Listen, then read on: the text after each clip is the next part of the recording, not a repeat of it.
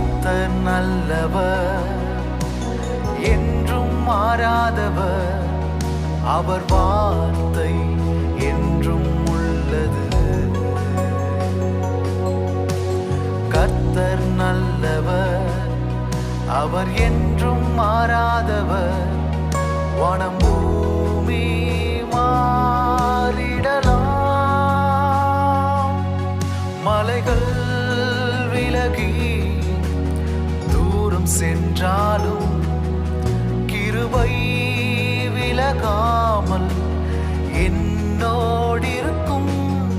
மலைகள் விலகி தூரம் சென்றாலும் கிருபை விலகாமல் என்னோடிருக்கும்.